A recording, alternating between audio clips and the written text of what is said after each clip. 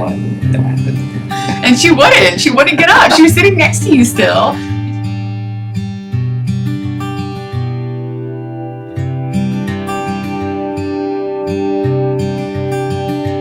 What happened was nasty and ugly and probably one of the worst experiences we've had. You might want to stop if you think this will upset you.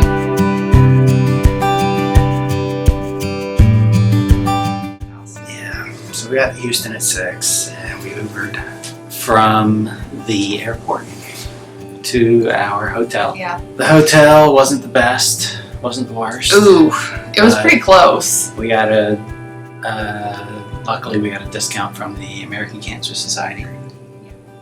And I don't think I had ever been before. You hadn't actually FaceTimed the kids. And I got a message from a friend who made our Team Renew shirts. Her name is Allison. Just said that they were trying to figure out a way to help and that she had come up with some designs. So when I saw her message, I started to reply to her. And because I was on my phone, Nick was on his phone doing something, probably just passing the time.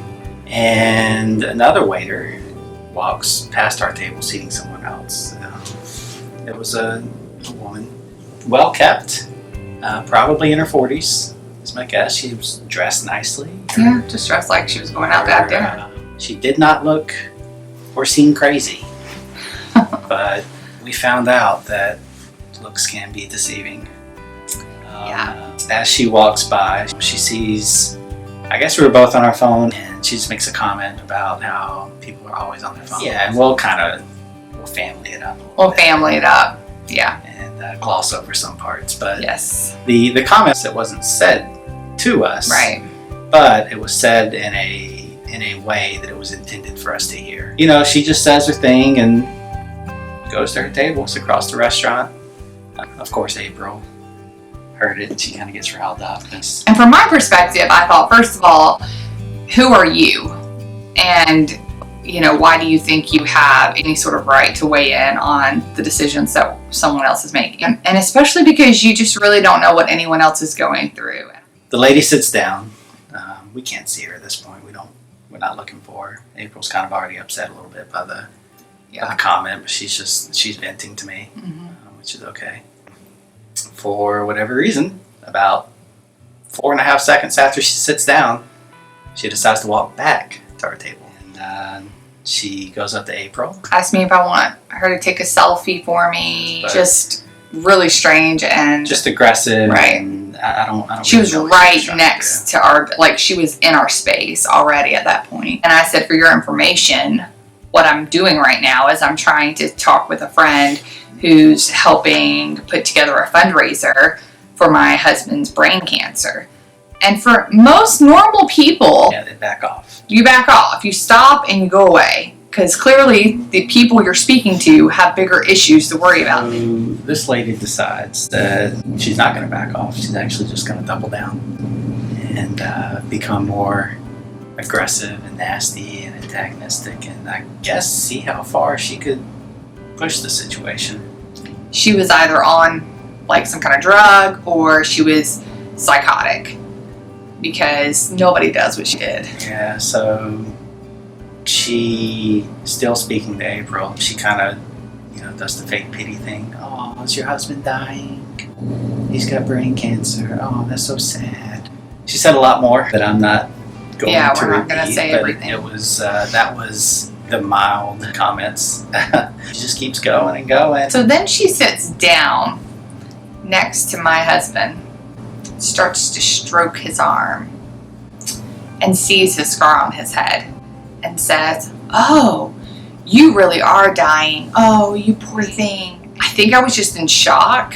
The few people we've told this story to were like, how did you not punch her in her face? I couldn't even process what was happening because it was so abnormal that I don't think that that's where I went. I just went to like, how are you saying this? And how is this okay in your head to come out of your mouth? She asked if I wanted a picture before my husband was dead. I was still sitting next to him, stroking his arm. I asked her, what are you trying to get out of this exactly? Were you trying to get her to like stop and think about what she was doing? I mean, I was just trying to understand like what she really wanted. I'm kind of boxed in because the other side of the booth is against the wall, so I'm calling to the waiters or any staff members I can find that, oh, I'm so sorry. We thought you knew her. And I'm like, we don't know her. She's a complete stranger, and get her away. The staff came over and they were like asking her to get up. She wouldn't get up. She was sitting next to you still, and she refused to get up.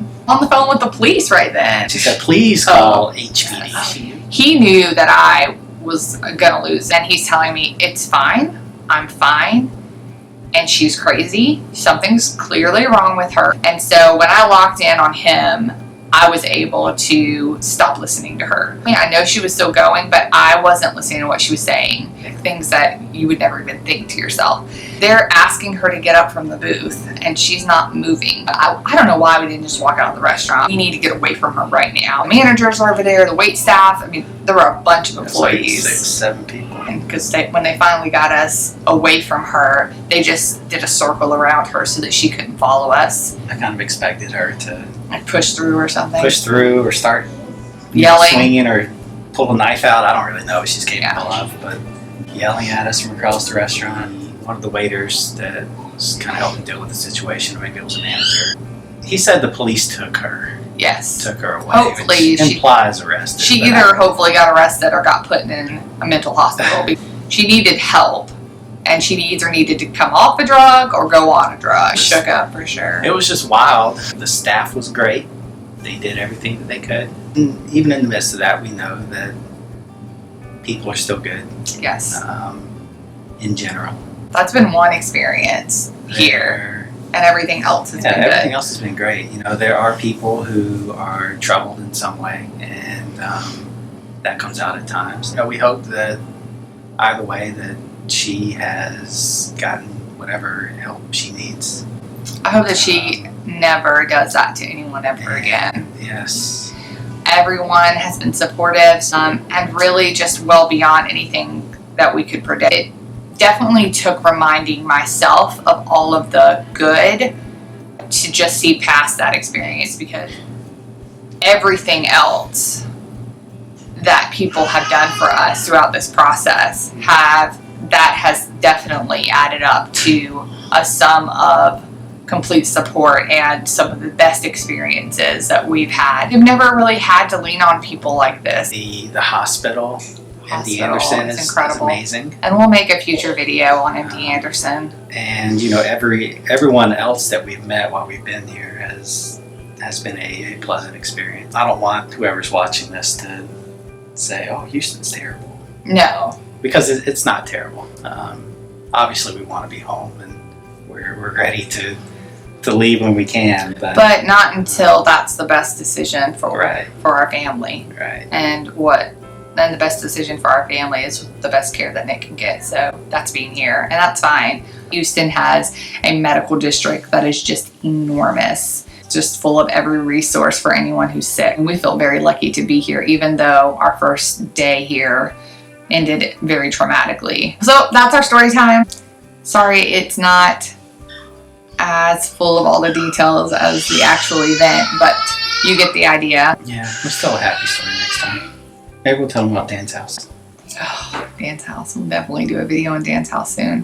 This is the first video Nick's actually in. We will be pulling him into a lot more from here on out. I'm trying to do these in order so that I can get you caught up to where we're at now, and it won't be so confusing if someone comes in later and starts watching. Something I've never said at the end of a video, and I need to start saying, is if you like our videos, then subscribe so that you can get our updates. If you know anyone with GBM, even anyone that's looking for cancer treatment, I would encourage you to share our story, because hopefully it will help others. And that's the whole point in doing this, so that other people have the information hopefully sooner than we had it. Maybe they don't have to do quite so much work to get the information, because I've already done it. So I don't mind sharing it, keeping them from having to do it like I did. We'll see you next time. Bye.